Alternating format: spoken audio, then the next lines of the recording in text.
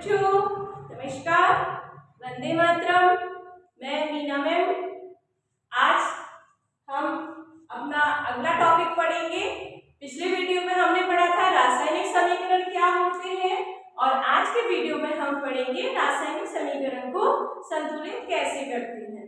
ये बहुत ही बच्चों को थोड़ा सा उलझाने वाला टॉपिक लगता है। बच्चे इसमें कंफ्यूज होते हैं, बार बार बोलते हैं कि मैम बहुत समझने के बाद भी हम कंफ्यूज हो रहे हैं। तो आज हम बहुत सरल तरीके से बेटा पढ़ेंगे। आप एक बार ध्यान से देखिएगा कि रासायनिक समीकरण को कैसे संतुलित करते हैं।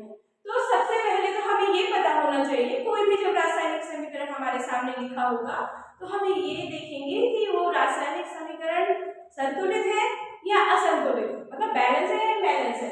यदि वो पहले से ही संतुलित है तो फिर हमें उसको संतुलित करने की जरूरत नहीं होगी। जैसे फॉर एग्जाम्पल हम देखते हैं Zn प्लस H2SO4, ये एक अभिक्रिया है जिंक की सल्फ्यूरिक अम्ल के साथ अभिक्रिया, यानी कि किसी धातु की जिंक की धातु में धातु की अम्ल के साथ अभिक्रिया, ये हमने चैप्टर में भी पढ़ा है। तो इसमें क्या बनता है, उत्पाद या प्रोडक्ट के रूप में क्या बनता है ZnSO4 प्लस ये जो H2 है ये हमें निकल जाएगा H2। ये एक रिएक्शन हो गई। आपके सामने कोई भी रिएक्शन है, अब आपको पहले ये देखना है कि वो रिएक्शन या अभिक्रिया संतुलित है समीकरण या नहीं है। यदि नहीं है तो हम उसे संतुलित करेंगे और यदि पहले से ही संतुलित है तो हम उसे जबरदस्ती संतुलित करने की कोशिश नहीं करेंगे। तो जब भी किसी समीकरण को हम देखते हैं सबसे पहले हम अभिक्रिया के बाईं तरफ और दाईं तरफ उत्पाद और प्रोडक्ट में जो जो तत्व दिए गए हैं उनकी संख्या को हम नोट करते जाएंगे। जैसे कि हमने Zn देखे हैं, Zn इधर लेफ्ट हैंड साइड और इस तरफ right hand side. Left hand side Zn की संख्या कितनी है 1, Zn यानी जिंक कितना है 1 है। इस तरफ कितना है RHS साइड 1, ठीक है, दोनों साइड 1 है। यदि दोनों साइड समान है तो हमें जिंक को संतुलित करने की जरूरत नहीं रहेगी। अब हम अगला देखेंगे, अगला क्या है H यानी हाइड्रोजन। कितने हाइड्रोजन है इधर, इधर मतलब बाएं हाथ तरफ हमने बताया था दो पक्ष होते हैं LHS और RHS। इस तरफ 2 हाइड्रोजन है, इस तरफ कितने हाइड्रोजन है पूरी अभिक्रिया में, राइट हैंड साइड में H2 मतलब 2 हाइड्रोजन, 2 हाइड्रोजन, तो हाइड्रोजन भी संतुलित है। नेक्स्ट हम देखते हैं सल्फर, इस तरफ एक, इस तरफ कितना है एक ही दिख रहा है, ये भी संतुलित है।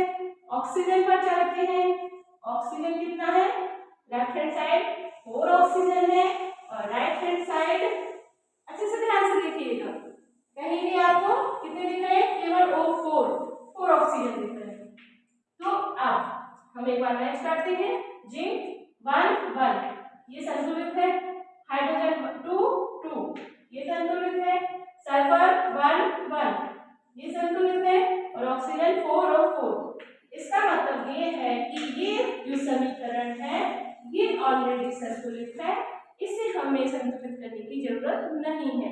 यदि इसमें कोई भी डिफर आता अंतर आता है तो फिर हम उसे संतुलित करते हैं। अब इसके लिए हम अगला समीकरण देखेंगे। ओके, तो अब हमारी अगली अभिक्रिया हम देखते हैं, अगला एग्जांपल हम देखते हैं।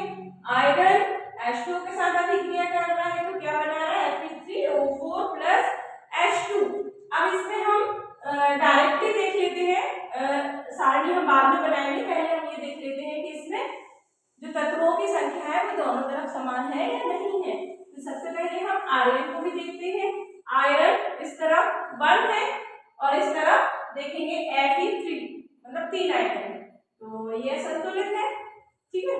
दूसरी बात इसका मतलब आयरन असंतुलित है, मतलब पूरा समीकरण हम असंतुलित मानेंगे।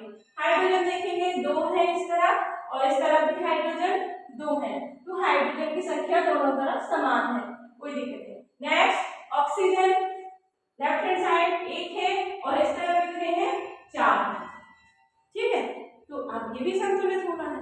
अब इसका मतलब ये है कि पूरा समीकरण संतुलित होगा। तो समीकरण जब संतुलित करते हैं तो सबसे पहले क्या करते हैं, मैंने जब क्लास में करती है तो कभी आप लोगों को ऐसा लगता है कभी इधर 4 लगा देते हैं, इधर 2 लगा दिया, इधर 3 लगा दिया, पता नहीं इस तरफ क्या क्या होता रहता है, ठीक है। तो उसका एक स्टेप होता है, स्टेप बाय स्टेप हम चलते हैं। सबसे पहले स्टेप है कि जो भी तत्व आपके दिए गए हैं इनको पहले आप एक ब्रैकेट में बंद कर दें। इसमें ब्रैकेट में बंद कर दें, इन्हें हम सुरक्षित कर देते हैं। इससे सुरक्षित कर देते हैं अगले आने वाली संख्या से, क्योंकि जब हम कोई भी संख्या लिखेंगे तो वो किसी भी सूत्र को नहीं बदलेगी, किसी भी यौगिक का या इसका जो तत्व का सूत्र है वो वही रहे, उसकी संख्या से उसका कोई अंतर ना हो। ये क्या है, Fe3O4, इसको भी हम ब्रैकेट में लिखेंगे प्लस H2। ये हुआ हमारा फर्स्ट स्टेप, ठीक है। अब कहां से शुरुआत करें, अब हम शुरुआत वहां करेंगे, दोनों तरफ से कहीं से भी कर सकते हैं, चाहे LHS ले लें या RHS ले लें। तो हम देखेंगे कि जिस रासायनिक समीकरण में जो तत्व सबसे अधिक संख्या में, सबसे पहले हम उसको दोनों साइड बैलेंस करने की कोशिश करेंगे। तो सबसे अधिक हम देखेंगे 1 है, हाइड्रोजन 2 है, इधर आयरन 3 है और ऑक्सीजन 4 है। तो इस पूरे समीकरण में सबसे अधिक संख्या में ऑक्सीजन है, कितना, 4। अब ऑक्सीजन यहाँ 4 है और यहाँ 1 है, तो हम क्या करेंगे, इसके आगे हम 4 लगा देंगे, ठीक है। तो ये क्या हो गया, 4 हो गया ऑक्सीजन। अब इसलिए हमने ये कहा था, हम बॉक्स इसलिए लगा रहे हैं ताकि हमारा सूत्र यदि आप बिना बॉक्स के करते तो आप ऐसा कर देते, लो इधर 4 लगा दिया। अब इधर 4 लगा तो दिया आपने, लेकिन ये तो जल का पूरा सूत्र ही बदल गया, जल का सूत्र H2O को थोड़ी होता है ना, इसलिए हमने ये बॉक्स लगाने के लिए कहा था आपसे।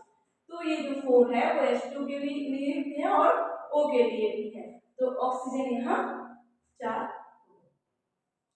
नेक्स्ट स्टेप, अब नेक्स्ट स्टेप में क्या है, ऑक्सीजन तो 4 हो गए, लेकिन ये तो जो इनटू है, इनटू रहता है ये हमेशा, इसने हाइड्रोजन को भी चेंज कर दिया है। कैसे, हाइड्रोजन कितना, यहाँ 2 था, 2 4 जा 8, ये 4 दूनी 8, तो हाइड्रोजन यहाँ कितने हो गए, 8 हो गए।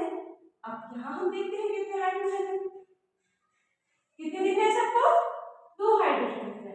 अब 2 हाइड्रोजन है, 8 करने के लिए क्या करेंगे, सिंपल 4 लगा देंगे इसके आगे, तो ये कितने हो गए हाइड्रोजन, 4 दूनी 8, ठीक है, हो गए। अब क्या क्या बैलेंस हो गया हमारा, एक बार हम फिर से वही सारणी बना लेते हैं, ऑक्सीजन, LHS और RHS। ऑक्सीजन LHS साइड कितना था, इस साइड 4 हो गया और इस साइड भी 4 हो गया। हाइड्रोजन LHS साइड 8 और इस तरफ भी 8, क्या बचा, आयरन बचा ना, Fe यहाँ कितना Fe आयरन है, एक ही है, और इस तरफ कितने हैं Fe3, ठीक है। तो क्या कर देंगे हम, इसके आगे 3 लगा देंगे, हो गया, ठीक है। तो ये कितना हो गया, 3Fe plus 4H2O, Fe3O4 plus 4H2। अब इस तरफ से आयरन भी 3 है और इधर भी 3 है, तो ये हमारी जो रिएक्शन है वो कंप्लीट है। और इस विधि को हम कहते हैं hit and trial Vidhi, hit and trial method या हिट एंड ट्रायल विधि। ये कई बार आपके नाम से पूछी जाती है और समीकरण संतुलित करने की। अब इस मेथड के आधार पर आप आगे भी जो भी समीकरण आपके सामने आएगा बहुत ही इजीली आप इसको कर पाएंगे। यदि समीकरण संतुलित करना आपको आया है, पसंद आया है, तो चैनल को लाइक करें, सब्सक्राइब करें और कमेंट्स करके बताएं कि अभी भी आपको कहाँ दिक्कत आ रही है। उसके लिए आप हमें कमेंट सेक्शन में लिख के बताइएगा, आप कोशिश करेंगे हम उसको सॉल्व करेंगे।